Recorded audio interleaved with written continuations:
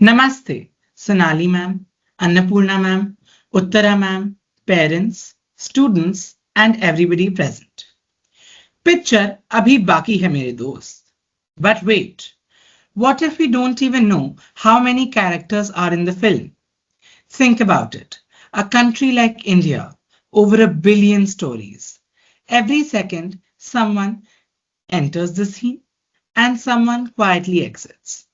No background music, no spotlight, just numbers. Right now, this very second, a child is born somewhere in India.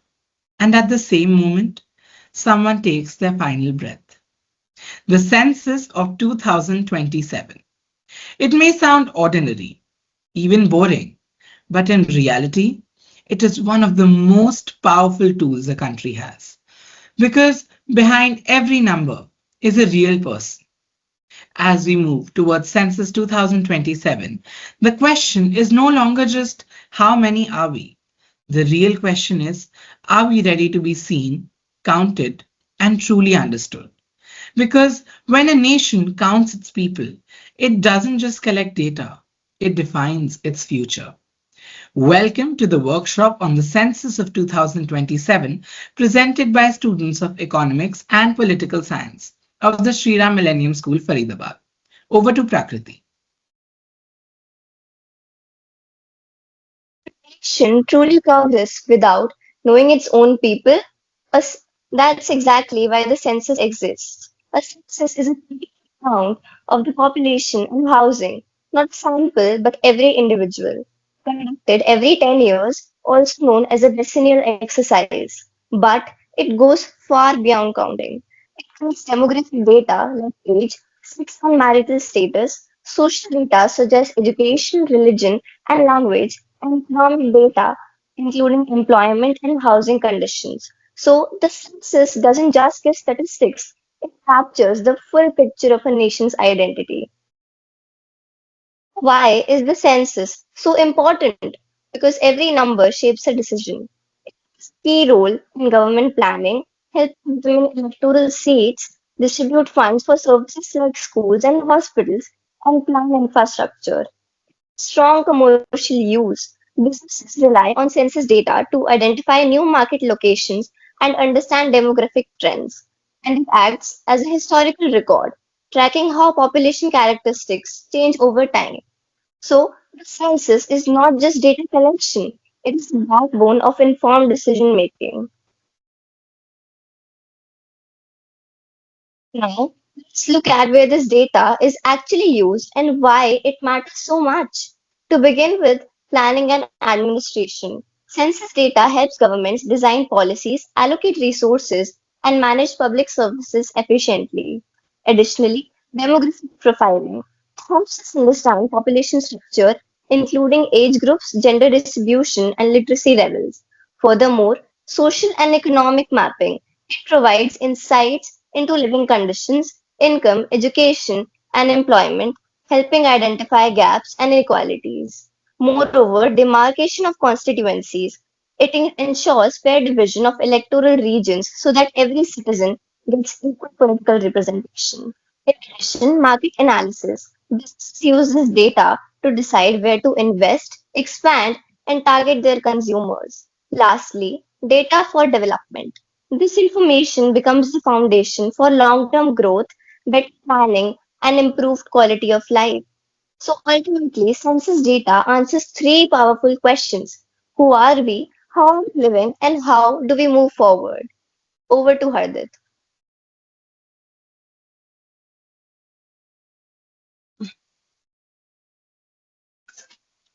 Let's understand how Census 2027 will be conducted. Census 2027 will be taking place in two phases. The first phase is called House Listing and Housing Census. So, in this phase, the focus is on collecting information about houses and basic facilities. Government enumerators will visit each household to gather these details. They will know things like type and condition of the house, number of rooms, number of people living there, and availability of facilities such as water, electricity, household assets like TV, ACs, etc. You might wonder, why this information is collected. This information is collected to understand the living conditions and availability of basic amenities across the country. Hence, to ensure accuracy, this process will use digital tools, buildings will be geotagged, and each structure will be given an assigned unique ID, making the data more accurate and well organized. This phase will be conducted across different states at different times, beginning from April to September 2026. Now let's now let me brief you about the next phase, phase 2.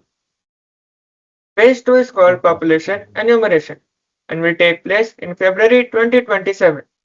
The main purpose of this phase is data collection about people. This includes important details like age, gender, education, occupation, and socioeconomic background. In this phase too, trained emulators will visit our homes and data will be collected by asking questions.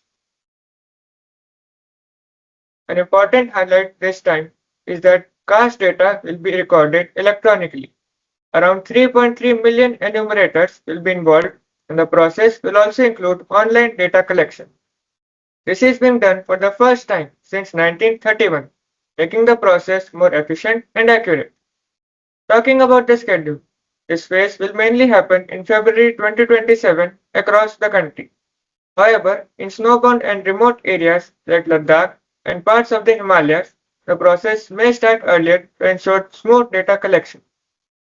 It is also to be noted that for the first time, caste data will be officially included for data involving OBCs, STs, and SCs. So overall, phase 2 focuses on collecting detailed personal information to help the government plan better for the country's future. Now about the results. The provisional results are expected by late 2027 and the final report by late 2028. Over to Ridhima. Now let's talk about something interesting. How do you count more than a billion people? It's almost impossible. Well, that's where the methods of census come in. Methods are simply the different ways through which this massive task is carried out in an organized and accurate manner.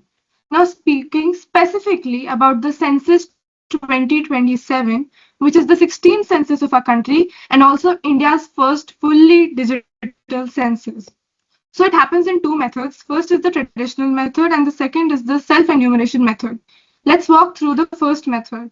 A government official who is called the enumerator will personally visit each and every household to collect and record your data.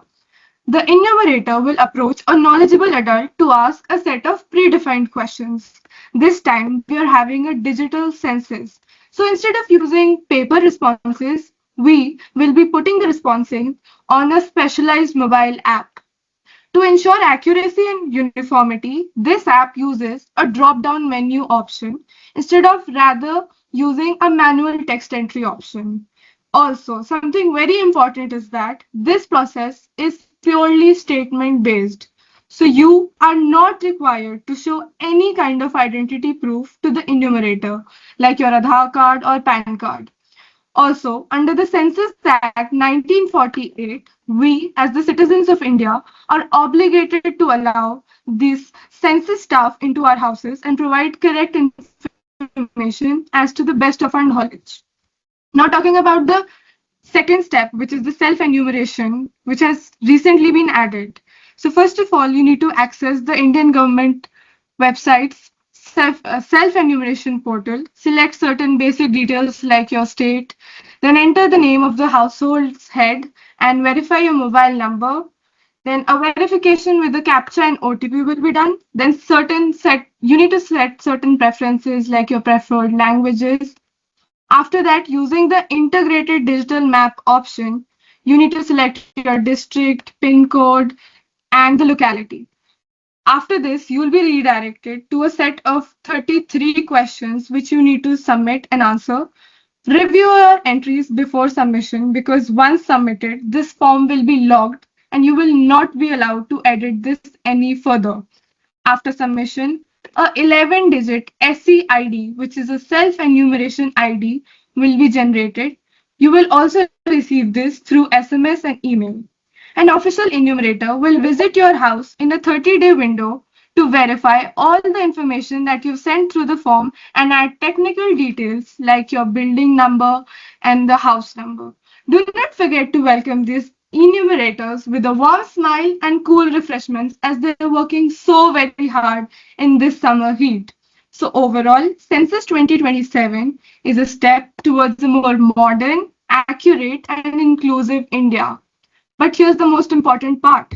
Can any of these methods work without your participation? The answer is no. If we simply ignore census officers or provide incorrect information, even the best system can fail because census is not just about counting people. It's about understanding them. And only when every voice is counted can every need be addressed. Over to you, Ashvi.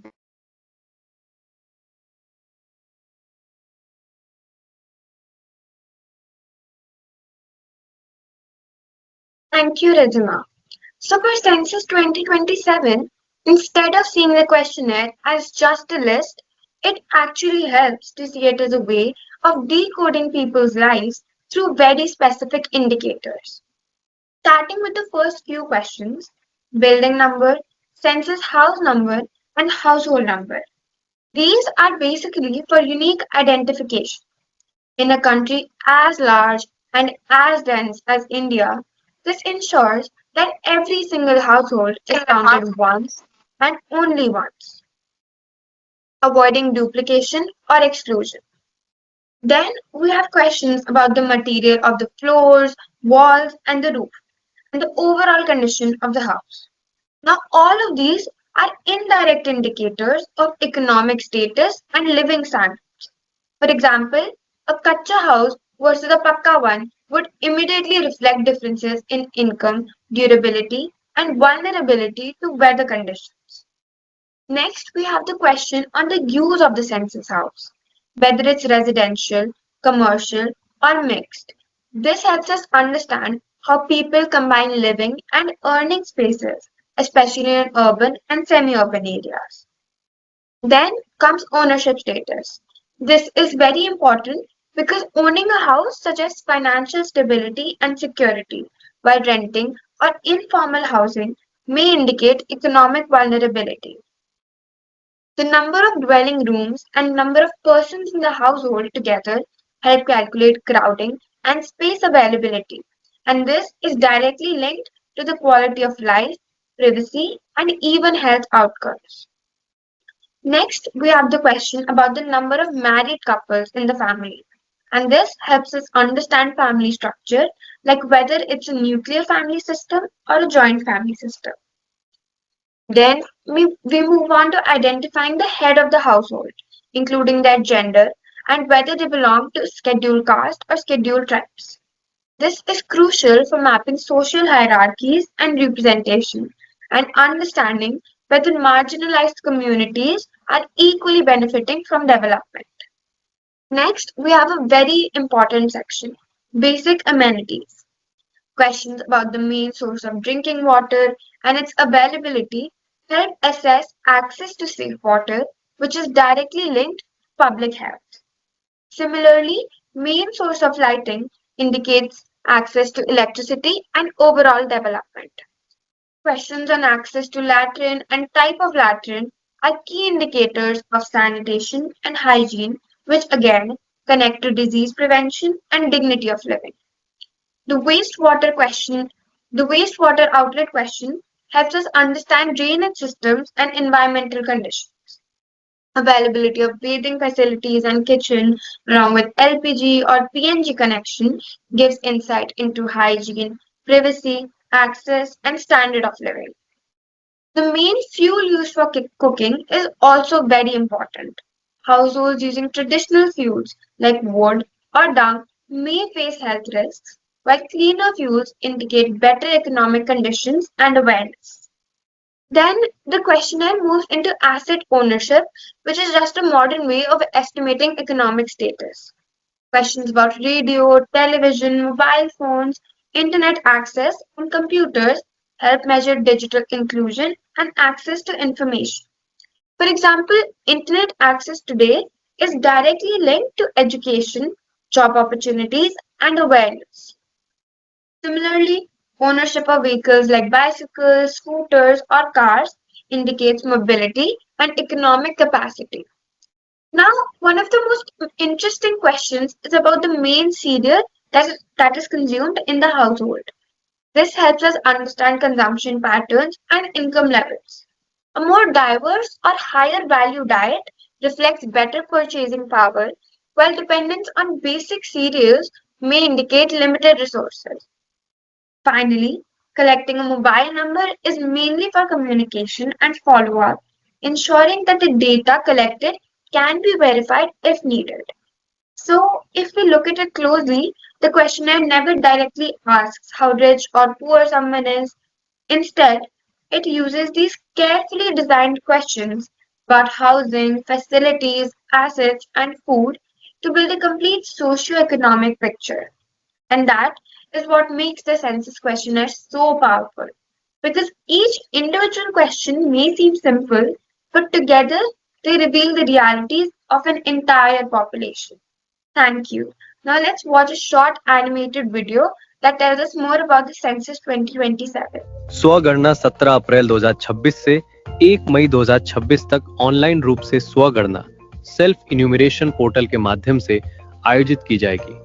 मकान सूचीकरण एवं आवास गणना 2 मई 2026 से 31 मई 2026 तक आयोजित की जाएगी। इस अवधि में गणना कर्मी घर घर जाकर मकान संबंधित 33 प्रश्नों पर आधारित जानकारी एकत्रित करेंगे, जिसमें मकान की बनावट तथा उपलब्ध सुविधाएं जैसे बिजली, पेयजल, शौचालय, इंटरनेट, रसोई, संपत्ति आदि शामिल है। इस जनगणना की ये भारत की पहली पूरी तरह डिजिटल जनगणना होगी। कागजी फॉर्म और रजिस्टरों की जगह अब डिजिटल मोड यथा geo tagging mapping tool, app और एक केंद्रीकृत वेब बेस्ड प्लेटफॉर्म का उपयोग किया जाएगा। फील्ड कार्यकर्ता मोबाइल डिवाइस के माध्यम से करोड़ों घरों से जनसांख्यिकीय, सामाजिक और आर्थिक आंकड़े एकत्र करेंगे। नागरिकों से अपील है कि वे स्वगणना में पूछे गए सभी प्रश्नों का सही उत्तर दें, क्योंकि स्वगणना के दौरान सत्य व सही उत्तर देना धारा 8 के अंतर्गत अनिवार्य है। अंतिम सबमिशन से पहले स्वगणना के माध्यम से दर्ज आंकड़ों की पर्यवेक्षकों द्वारा फील्ड विजिट के दौरान जांच की जाएगी।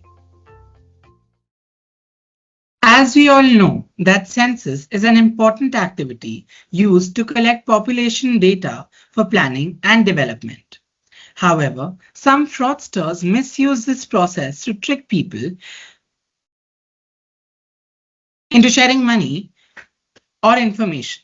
So it is important to know the correct steps and safety rules. First, never share your OTP, bank details, PIN, or password. Real census officials will never ask for such information. If anyone does, it is a clear sign of a scam. Second, do not give photocopies of your Aadhaar or PAN cards to unknown individuals. Census officials do not require such documents in this way. Always verify the identity of the person who visits you. Genuine officials carry proper ID and ask only relevant questions. If something feels suspicious, do not cooperate. Also, be cautious of unknown links and messages on SMS, WhatsApp, or email claiming to be about census verification. Do not click or download anything from such sources. Remember, the census is completely free. No fees are charged. If anyone asks for money, it is a fraud. If you are filling details online, use only government websites. This ensures your data stays safe. Finally, if you notice anything suspicious, report it immediately through the cybercrime helpline or official portals. Thus, staying alert and informed is the best way to avoid fraud. And my dear friends, you know, by following these simple steps, we can ensure a safe and smooth Census 2027. Now, let us watch a video regarding a type of scam which could potentially happen. चलो चलो अब Yale घर की बारी है। चलो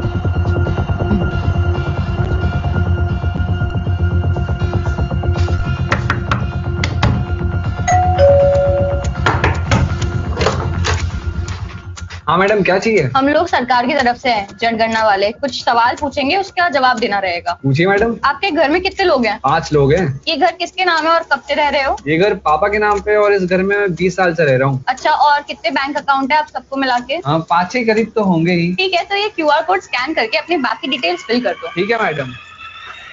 अरे 2 minute रुक, और तुम लोग निकलो यहाँ से, निकलो यहाँ से, निकलो। मोहल्ला छोड़ो, मेरे शहर में तक मत दिख जाना। अभी ये QR कोड स्कैन कर लिया होता ना तो तेरा पूरा बैंक अकाउंट खाली हो जाता। हमेशा इतनी काम की चीजें बताता हूँ लेकिन फिर भी आप लोग फॉलो नहीं करते। माना कि 1 अप्रैल से जनगणना चालू हो चुकी है, लेकिन इसके आड़ में ऐसे स्कैमर साइबर फ्रॉड कर रहे हैं, क्योंकि असली सरकारी कर्मचारी आपसे स्क्रीन पर दिए हुए इन 33 सवालों के जवाब ही पूछेंगे। इसके अलावा कोई और सवाल नहीं पूछ सकते और बाकी आपकी पर्सनल डिटेल की जरूरत जनगणना में नहीं होती है। और अगर वो आपसे कोई भी QR कोड को स्कैन करवाए या फिर कोई ऐप को डाउनलोड करवा के आपसे OTP मांगे, तो भाई आपको कुछ भी नहीं देना है, वरना आपके फोन का पूरा कंट्रोल उन स्कैमर के पास चला जाएगा और आपका बैंक अकाउंट खाली हो जाएगा। अब चाहो तो इस वेबसाइट पर जाकर घर बैठे जनगणना का फॉर्म भर सकते हो। तो शेयर कर दो अपने सारे दोस्तों और परिवार वालों के साथ, खासकर उन सबके WhatsApp ग्रुप में।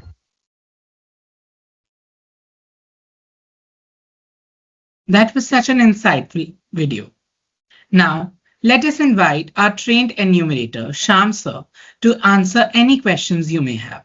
Kindly raise your hand if you have any questions.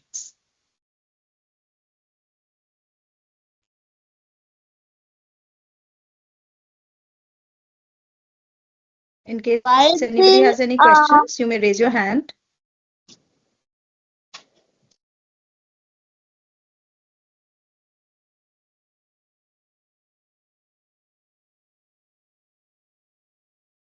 I think, children, you've Soham? explained it so well. There are no questions, truly. I was going to say that too. Exactly, ma'am.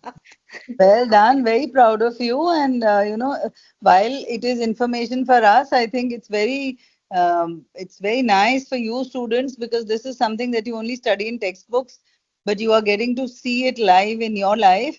So when Sham sir goes as an enumerator, you should take a download from him as to what exactly happens. Because it's not so easy to go home to home and, ask people for information. People may be welcoming, may not be. So actually for the enumerators also, it is going to be challenging, but we all are citizens of this country and we have to participate and do our best. So we will, as our teachers will be going, and also all of us, we will make sure that we give the correct information. And children, in your own lifetime, I'm sure you will see that this data that we are all a part of will become a part of your textbooks. So fantastic. I'm very happy you've done this. Well done. Yes, ma'am. Really. Thank you, ma'am. Brilliant session. Pardip? Thank you. Yes. Really, because nobody could have done it better than to see, the children. Not only was it full of facts, information, but your confidence, children, and every single one of you, the confidence with which you spoke and the way you presented the data, it was wonderful. I think now we are going to go back and read up a little more about it. And we are all prepared to allow the census, the people taking census, to come in. It is an obligation, not only for us, but also for the enumerators. It is a national obligation. Thank you.